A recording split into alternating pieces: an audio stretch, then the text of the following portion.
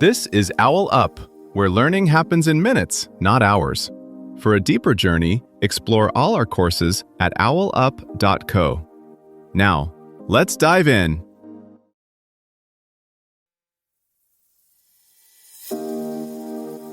Chapter 1 of Adult Friendships: Why They're Hard and How to Keep Them. The Science Behind Adult Friendships. In this chapter, you'll learn: identify key psychological theories related to adult friendships. Let's dive in. On an average weekday, adults spend more time with their inbox than with their closest friends. You walk into a party, open a group chat, or scroll past a friend's update and feel oddly alone. How can we be so connected and yet feel friendship slipping through our fingers? Adults aged 25 to 44 now average about 2 hours a week with friends. That's less time than many of us spend commuting, doom scrolling, or in meetings that could have been emails. Yet when researchers zoom out across thousands of lives, strong friendships still show up as one of the most powerful predictors of health and happiness, on par with quitting smoking or exercising regularly. So what's going on between those shrinking hours and those huge benefits? Across adulthood, the number of people we call friends usually contracts, even as the emotional weight of the remaining ones grows. Workplaces quietly become our main friendship factories. Childhood attachment patterns nudge us towards certain people and away from others.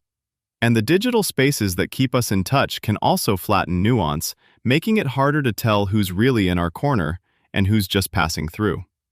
Psychologists point out that our adult friendship settings aren't neutral. They're shaped by the small, daily choices we barely notice. Who you text back first, whose invite you say yes to when you're tired, whether you stay in the group chat or peel off for a one-to-one call, each is like a brushstroke that, over years, turns into a recognizable picture. Layer onto that the frictions of adult life: partners, kids, careers, moves, and it's no surprise that some lines fade while others get traced over. This episode looks under the hood at those quiet forces and how to nudge them in your favor. Strong social ties are linked with a 50% jump in survival odds, yet adults in their prime spend about 2 hours a week with friends. That gap isn't just inconvenient, it tells you something about how friendship works in adulthood. The benefits compound slowly, while the costs of inattention pile up quietly. Psychologically, adult friendship is largely about three needs playing tug-of-war: belonging, I'm part of a we; affirmation, they see and value me; and autonomy, I'm still myself here. When a friendship feels off, it's usually because one of those is out of balance. The friend you never disagree with may feed belonging but starve autonomy. The friend who only calls in crisis might give you affirmation but erode any sense of mutuality. Attachment style adds another layer, but it doesn't seal your fate. Studies like Fraley and Davis's find securely attached adults rating their friendships as warmer and more stable, yet all styles can build strong bonds when they understand their patterns. Anxiously attached people often overinterpret delays as rejection. Avoidantly attached people may underinvest until it's almost too late. The crucial shift in adulthood is moving from "how do they make me feel secure" to "what do I do when I feel insecure with them?" Sociologically, your life structure keeps redrawing the map of who is even available to be close to you. New city, new job, new relationship, caregiving, parenthood. Each transition quietly reshuffles who you see often enough for closeness to be possible. That's one reason the workplace has become an outsized source of adult friendships. It's one of the last places where repetition, shared goals, and informal conversations still happen by default. Online spaces complicate this, but also widen the field. A group chat that's mostly memes can still be the scaffolding that lets two people peel off into deeper one-on-one conversations. The medium matters less than whether there's movement over time. Do interactions broaden, more topics; deepen, more vulnerability; and steady out, more reciprocity? Your challenge this week: run a live micro-experiment on one friendship you'd like to strengthen. First, pick a specific person, not your whole social circle. Next, for 7 days, change one concrete variable that research shows friendships respond to: frequency, vulnerability, or collaboration.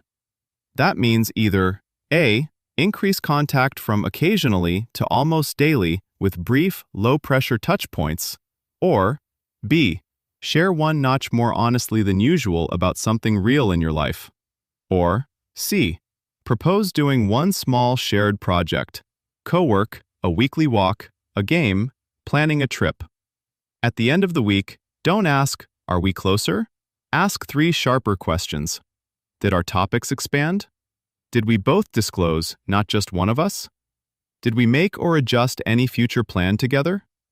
The answers will tell you whether that friendship is ready to grow with you or simply travel alongside for a while. You might notice this most clearly in the in-between friends. Think of the person you only see at the quarterly offsite or the acquaintance who always likes your posts but never DMs. They sit on the edge of your life like books left half-read, full of potential, but easy to ignore when you're busy rereading the same familiar chapters with longtime friends or family. One pattern researchers see is that these edge friends often become central after a life jolt, a move, a breakup, a new job. The shared context, same industry, same city, same niche interest, suddenly matters more, and the relationship jumps a level with surprisingly little effort. In that sense, your real social world is bigger than it feels on a bad day. It's just that many ties are dormant rather than dead. The practical question becomes less, "Do I have enough friends?" and more, "Which of my half-read friendships might be worth picking back up, and what's the smallest next page I could turn with them?" Algorithms may soon flag almost friends you'd actually click with, the colleague you message at odd hours, the neighbor on your dog walking route. Cities might treat casual encounters like infrastructure, designing benches and Wi-Fi courtyards the way they once laid rail lines, betting that chance overlap scales into real support. Even healthcare could prescribe social rehab, pairing people for low-stakes, repeat contact the way physio pairs you with specific exercises. So the question quietly shifts from, "Do I have enough people?" to, "Where do I want to place my limited attention?" Think of your week like a playlist. Some tracks stay on repeat, some you skip, a few you promote to favorites. Curating those rhythms on purpose, rather than by habit, turns acquaintances into allies and ordinary days into shared history. Try this experiment. For the next 7 days, intentionally dose yourself with 10 minutes of high-quality social connection each day, the way the episode described. Aim for one emotionally honest text, voice note, or short call where you share something real, a worry, a win, or a vulnerable thought, instead of small talk. Before you start, rate your mood and stress level from 1 to 10, then rate them again right after each connection.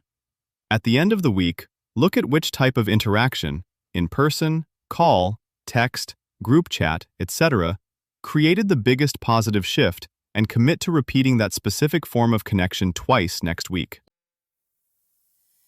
This was OwlUp, your daily step forward. To keep learning with structured courses and more insights, go to owlup.co. Until tomorrow!